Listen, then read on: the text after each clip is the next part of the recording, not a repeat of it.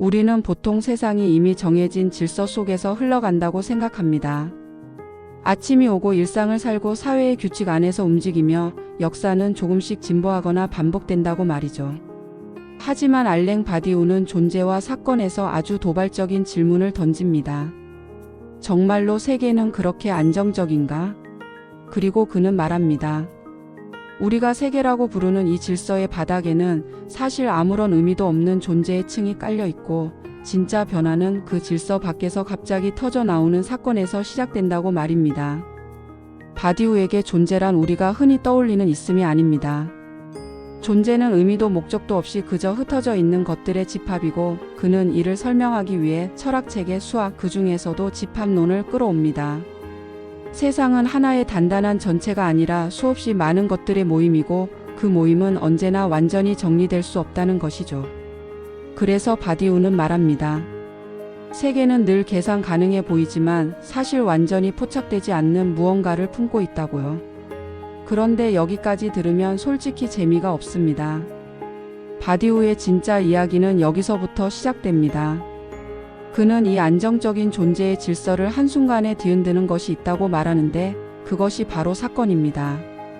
사건은 기존의 규칙으로는 설명되지 않습니다. 사건이 일어나기 전에는 아무도 그것이 가능하다고 생각하지 않았고, 사건이 일어난 뒤에도 기존의 언어로는 제대로 설명할 수 없습니다. 예를 들면 프랑스 혁명 같은 정치적 사건, 갈릴레이의 과학적 발견, 이전에는 상상할 수 없었던 예술의 탄생, 케이팝이라는 신문명, 인생을 송두리째 바꾸는 사랑의 만남, 혹은 커다란 좌절과 절망을 느끼게 하는 질병과 실직과 사기 피해 같은 것들이죠. 중요한 건 사건은 단순한 뉴스나 사고가 아니라 세계를 바라보는 방식 자체를 바꾸어 놓는다는 점입니다.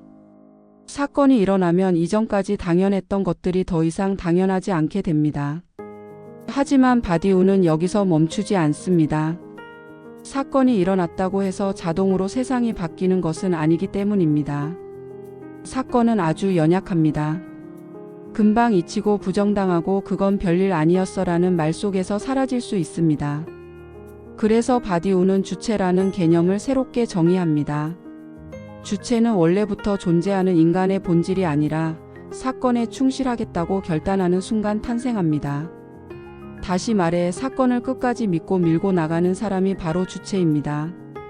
혁명이 실패로 끝날 수도 있고 새로운 진리가 조롱당할 수도 있지만, 그럼에도 불구하고 아니야, 이건 진짜야 라고 말하며 행동하는 사람이 있을 때 사건은 비로소 현실 속에서 살아남습니다. 이때 등장하는 개념이 바로 진리입니다. 바디우에게 진리는 이미 완성된 지식이 아닙니다. 진리는 사건 이후에 천천히 만들어지는 과정입니다. 사랑의 사건이 일어났다면 진리는 두 사람이 함께 시간을 살아가며 만들어가는 관계의 방식이고, 정치적 사건이라면 새로운 평등의 원칙을 실제 삶 속에서 실험해 나가는 과정입니다. 진리는 언제나 불완전하고 언제나 위험하며 언제나 계속됩니다. 그래서 진리를 따른다는 것은 편안한 선택이 아니라 기존 질서와 충돌할 각오를 하는 일입니다.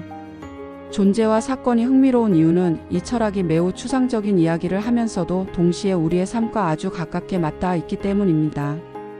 우리는 보통 안정적인 삶을 원합니다.